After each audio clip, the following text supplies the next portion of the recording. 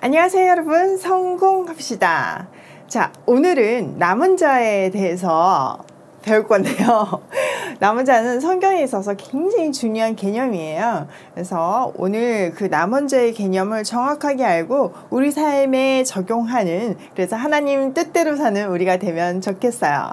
자, 오늘 19절부터 들어갈게요. 19절. 혹 내가 내게 말하기를, 그러면 하나님이 어찌하여 허물하시느냐, 누가 그 뜻을 대적하느냐 하리니. 자, 우리가 앞에 내용을 보면 하나님이 택하신 그릇이 있고 진노의 그릇이 있다고 얘기했어요. 바로의 완악함이 진노의 대표적인 그릇이라고 말했어요. 그러니까 어떤 사람들이, 아니 왜 바로를 그런 식으로 책망하냐, 왜 하나님은 사람을 그렇게 버리냐, 그리고 하나님이 이미 정해놨으면 뭐 누가 하나님을 거역할 수 있는 사람이 있냐, 뭐 이렇게 불평하는 사람이 있는 거죠. 솔직히 하나님이 모든 것을 예정하셨다면 우리가 뭔가를 할 수 있는 방법이 없잖아요. 그러니까 그 하나님의 뜻에 저항할 수 있는 사람이 없고 저항하는 자도 없는데 왜 하나님은 여전히 우리를 벌 주시냐고 항의한다는 거죠. 거기에 대해서 바울은 답을 주는데요. 20절. 이 사람아, 내가 누구이기에 감히 하나님께 반문하느냐. 지음을 받은 물건이 지은 자에게 어찌 나를 이같이 만들었냐 말하겠느냐. 토기장이가 진흙 한 덩이로 하나는 귀히 쓸 그릇을, 하나는 친히 쓸 그릇을 만들 권한이 없느냐. 아이고 이 사람아, 지금 네 존재를 좀 알아라, 네 분수를 알라, 이 얘기를 하는 거예요. 인간이 끝없이 말꼬리를 잡는 질문에 대한 성경의 답은 우리가 피조물임을 알아야 한다는 거죠. 토기장이 비유를 들어서 하나님의 주권을 말하고 있어요. 진짜 그렇잖아요. 토기장이가 흙 한 덩어리를 가지고 뭘 만들든지, 귀한 그릇을 만들든지 천한 그릇을 만들든지, 그건 토기장이의 마음이잖아요. 흙이 나는 왕궁에서 쓸 그릇으로 만들어주세요, 이렇게 말할 수 없잖아요. 지금 그 얘기를 하는 거예요. 자, 22절. 만일 하나님이 그의 진노를 보이시고 그의 능력을 알게 하고자 하사 멸하기로 준비된 진노의 그릇을 오래 참으시고 관용하시고 또한 영광 받기로 예비하신 바 긍휼의 그릇에 대하여 그 영광의 풍성함을 알게 하려고 하셨을지라도 무슨 말을 하리요. 이 그릇은 우리가 곧 유대인 중에서뿐 아니라 이방인 중에서도 부르신 자니라. 자, 하나님은요, 진노의 그릇과 긍휼의 그릇을 만들 권한을 가지고 계세요. 그러나 진노의 대상에게도 꾸준히 참으시고 너그럽게 대해주세요. 또 긍휼의 그릇은 하나님께서 영광을 받기 위해서 예비하신 사람들인데 그들에게 자기의 풍성한 영광을 알리고자 하셨어요. 하나님께서 이미 그렇게 정하신 거를 우리가 어떻게 하겠냐, 그런 뜻이죠. 또 하나님은요, 이 긍휼의 그릇에 유대인뿐만 아니라 이방인들도 부르셨대요. 자, 다음 단락에서는 성경에서 아주 중요한 개념이 남은 자 사상이 나와요. 그 남은 자 사상을 호세아와 이사야 글을 통해서 인용하는데요. 먼저 호세아 글을 한번 읽어볼게요. 호세아 글에도 이르기를, 내가 내 백성이 아닌 자를 내 백성이라, 사랑하지 아니한 자를 사랑한 자라 부르리라. 너희는 내 백성이 아니라 한 그곳에서 그들이 살아계신 하나님의 아들이라 일컬음을 받으리라.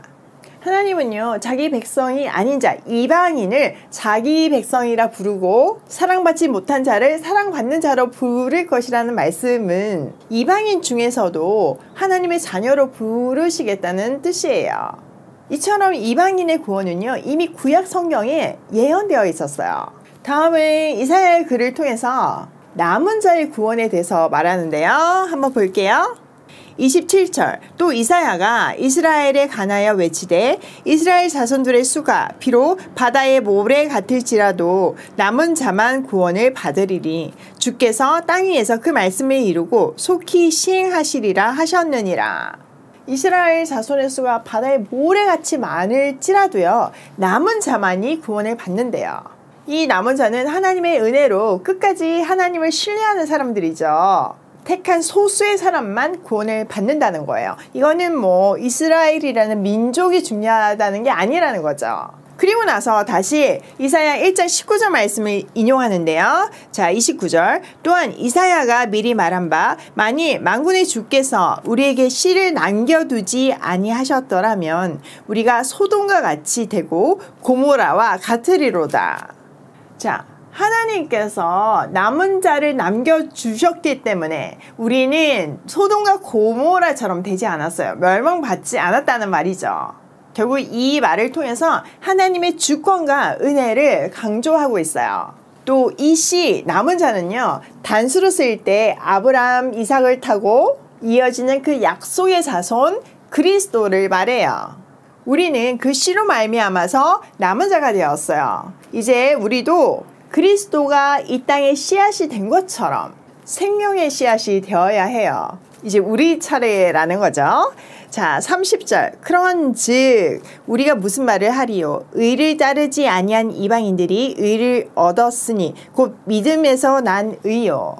자, 이방인들에게는요, 말씀, 율법이 주어지지 않았어요. 율법은 하나님의 백성 이스라엘에게 주어졌죠. 그러다 보니까 이방인들은요, 어떻게 의롭게 사는지를 몰랐어요. 어떻게 하나님께 나아가야 되는지도 몰랐어요. 우리에게는 양심 정도만 있었을 뿐이에요. 그럼에도 불구하고 그들이 의를 얻었어요.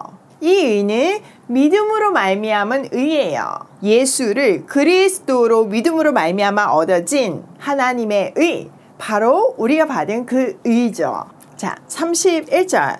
의의 법을 따라간 이스라엘은 율법에 이르지 못하였으니. 반면 이스라엘은요, 율법을 받았고 하나님께 나아갈 수 있는 방법을 알았어요. 근데 문제는요, 율법을 통해서 의에 이르는 사람은 없었어요. 왜냐면은 인간이 할 수 있는 일이 아니잖아요. 모든 율법을, 모든 말씀을 성취할 수 있는 사람은 없어요. 자, 32절. 어찌 그러하냐? 이는 그들이 믿음을 의지하지 않고 행위를 의지함이라. 부딪힐 돌에 부딪혀놓으니라. 그들은요, 믿음이 아닌 행위에 의지했기 때문에 실패했어요. 즉, 예수 그리스도를 믿지 않고 하나님의 의를 믿지 않고 자기 공로를 의지했어요.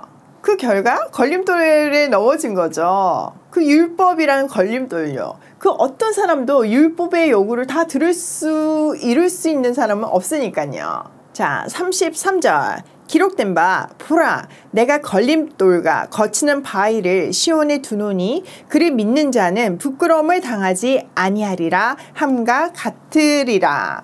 바울은요, 자기 행위를 의지하는 사람은요, 이사야의 말씀을 통해서 다 걸려 넘어지고 부딪힐 수밖에 없다고 말해요. 그러나 그 돌을 의지하는 사람은요, 부끄러움을 당하지 않을 거래요. 이 돌은 뭘까요? 네, 맞아요. 예수 그리스도를 의미해요. 그러니까요, 이 뜻은 그리스도를 의지하는 사람은 그 믿음이 물거품이 되거나 뭐 그게 변경이 되어서 구원을 얻지 못하는 불행한 일을 당하지 않을 거라는 말이죠. 이 돌에 대해서 베드로 사도가 아주 잘 설명해 주고 있는데요. 베드로전서 2장 4절. 사람에게는 버림바가 되었으나 하나님께는 택하심을 입은 보배로운 산 돌이신 예수께 나아가 너희도 산 돌같이 신령한 집으로 세워지고 예수 그리스도로 말미암아 하나님이 기쁘게 받으실 신령한 제사를 드리는 거룩한 제사장이 될지니라. 자, 예수 그리스도를 보배로운 산 돌이라고 말했고, 우리도 이 예수님처럼 신령한 집으로 세워지고 예수 그리스도로 말미암아 하나님이 기쁘게 받으실 신령한 제사를 드리는 그런 제사장이 되라고 말하고 있어요. 조금 더 이어서 볼게요. 성경에 기록되었을 때 보라 내가 택한 보배로운 모퉁이 돌을 시온에 두노니 그를 믿는 자는 부끄러움을 당하지 아니하리라 하였으니 그러므로 믿는 너희에게는 보배이나 믿지 아니하는 자들에게는 건축자들이 버린 그 돌이 모퉁이의 머릿돌이 되고 또한 부딪히는 돌과 걸려 넘어지게 하는 바위가 되었다 하였느니라. 그들이 이 말씀을 순종하지 아니하므로 넘어지나니 이는 그들을 이렇게 정하신 것이라. 자, 예수님이요. 그를 믿는 사람에게는 아주 생명으로 이끄는 아주 유용하고 없어서는 안 될 존재가 되지만 믿지 않는 사람에게는 늘 걸려서 넘어지게 하는 거침이 되는 그런 돌이 된다는 거죠. 부딪히고 넘어지게 하는 바위가 된다는 거예요. 그러니까 우리에게는 보배로운 그 돌에 대해서 우리는 어떻게 해야 되나. 9절 그러나 너희는 택하신 족속이요 왕같은 제사장들이요 거룩한 나라요 그의 소유가 된 백성이니 이는 너희를 어두운 데서 불러내어 그의 기이한 빛에 들어가게 하신 이의 아름다운 덕을 선포하게 하려 하심이라. 이게 우리의 사명이에요. 자, 보배로운 돌을 알아본 우리는요, 우리도 그 역할을 해야 되는 거죠. 그래서 어둠 속에서 불러내어 빛 가운데로 인도하신 분의 그 모든 공적, 이 구원의 소식을 선포해야 하는 거예요. 왜냐면 우리의 신분이 지금 택하신 족속이요 왕같은 제사장들이요 거룩한 나라요 그의 소유가 된 백성이니까 당연히 이 일을 해야 되는 거죠. 여러분, 하나님은요 우리를 남은 자로 부르셨어요. 농부에게 종자씨와 같은 존재예요. 농부에게 종자씨는요 미래예요. 이 종자씨가 없으면 내년에 씨를 뿌릴 수가 없으니까 미래가 없는 거거든요. 이렇게 하나님은요 우리에게 내일을 거셨어요. 이제 예수님처럼 한 알의 미랄이 되어서 싹을 틔우고 열매를 맺어야 하는 거죠. 바울이 언급하고 있는 호세아, 이사야의 글뿐만 아니라 성경 전체의 메시지가요, 심판하시나 구원하시는 하나님이세요. 그리고 그 구원은요 남은 자를 통해서 이어가세요. 노아의 홍수 속에서는 노아 가정을 통해서 이어가셨고, 영적인 암흑기 사사기에서는 사무엘을 통해서 하나님의 말씀을 선포했고, 또 다윗을 통해서 하나님 나라 문화를 만들어 가셨어요. 그러다가 결국 유형 국가 이스라엘은 망했지만 각 시대마다 하나님의 남은 자들이 있어서 하나님 나라를 이어갔어요. 포로 시대에 다니엘이 있었고, 에스겔이 있었고, 에스더가 있었고, 느헤미야가 있었고, 또 수많은 선지자들이 그 길을 이어갔어요. 지금 이 시대도 마찬가지예요. 우리는 사사시대에 못지않는 영적인 암흑기를 지나가고 있어요. 소돔과 고모라 못지않는 타락한 죄악이 관영한 시대를 살고 있어요. 그런데 그 가운데서 우리를 부르시고 다음 시대의 소망이 되게 하셨어요. 이제 우리는 이 남은 자의 역할을 잘 감당해야 해요. 솔직히 저는요 보육원에 특별한 사명이 있었던 사람도 아니고요, 유난히 막 아이들을 너무 예뻐하는 그런 사람도 아니었어요. 그냥 강년 시절에 내가 우리 아이들 제대로 못 먹인 것이 너무 가슴이 아파서 아이들은 제대로 먹이자 이 마음으로 보육원에 후원을 했을 뿐이에요. 어린이날 보육원 아이들에게 갈비를 먹이겠다는 그 작은 소망의 씨앗이 하나님 손에서 이렇게 멋진 그림으로 그려져서 오일 패밀리가 만들어졌어요. 지속적인 먹거리가 제공되었고, 뭐 크리스마스 선물도 아이들이 원하는 걸로 다 전해줬고, 이제는 그걸 넘어서 더 가족, 더해진 가족이라는 프로그램을 시작하려고 준비하고 있어요. 입양까지는 길이 너무 험난하고 부담이 될 수 있지만 우리가 먼 친척, 뭐 이모가 돼줄 수는 있잖아요. 일주일에 한 번, 또 뭐 한 달에 한 번, 뭐 1년에 한 번 아이 생일날 만나주고 선물 주고 챙겨주고 또 필요한 것들을 채워주고 그럴 수 있잖아요. 아이들에게는 가정이라는 개념이 없어요. 그래서 우리가 뭔가를 특별하게 잘해주지 않아도요, 우리가 건강한 가정의 모습을 보여주는 것만으로도 그 아이들에게는 공부가 돼요. 또 부족하지만 아웅다웅하는 그 모습을 통해서도 이 가족이라는 것은 서로 견디면서 인내하면서 만들어가는 거구나, 이런 걸 배울 수 있는 거죠. 이 모든 가정 속에서 저에게 없었던 아이들에 대한 하나님의 절절한 사랑을 부어주시더라고요. 저뿐만 아니라 여러분 마음에도 그 마음을 쏟아 부어주셔서 우리가 지금까지 온 거잖아요. 더 가족의 시작으로 지금 현재 우리 집에 5살 꼬마 여자아이가 오게 되었고, 이제 주말마다 만나고 있거든요. 이 아이랑 함께 만들어갈 미래가 너무너무 기대되어요. 내가 그 아이의 이모가 되어서 아이를 위해 뭔가를 해주는 것 같지만요, 여러분, 이 아이가 저에게 주는 기쁨은요, 상상을 초월해요. 제가 주말에 얼마나 행복했는지 몰라요. 이게 하나님이 역사하시는 방법이잖아요. 우리가 우리 손에 있는 보잘것없는 작은 도시락을 내놓았을 때 5,000명을 먹이고도, 전국 보육원을 먹이고도 넉넉히 남게 하신 분이시잖아요. 여러분도 더 가족 지원하셔서 이 충만한 기쁨 누리시길 바라요. 제가 댓글에 지원 링크 달아드릴게요. 여러분, 만남이 좀 부담스러우시면요, 우선 물질적인 후원부터 가능해요. 저희가 1:1 매칭을 해주면 그 아이한테 필요한 것들을 보내줄 수는 있잖아요. 또 기도해 줄 수 있잖아요. 한 아이가 성장하는데 얼마나 많은 것들이 필요한가요? 우리에게 맡기신 이 아이들을 정말 사랑으로 키워보면 좋겠어요. 다 같이요. 서로 응원하고 도와주면서요. 저는 이번에도 주저함과 걱정을 넘어서 전국 보육원을 다 채우고도 넉넉히 남는 사랑을 경험하게 될 줄 믿어요. 자, 오늘 내용을 우리 삶에 한번 적용해보면요. 첫 번째, 우리는 하나님에 대해서 당연히 모든 것을 다 알 수는 없다예요. 하나님이 보여주시는 것만 우리는 볼 수 있어요. 왜냐하면은 하나님은 창조주시고 우리는 피조물이기 때문이죠. 여러분, 개가 주인을 사랑하지만 주인의 생각을 다 알 수는 없어요. 우리가 미래를 계획하고 뭐 그런 거 알 수가 없어요. 그런데 그 정도가 아니에요.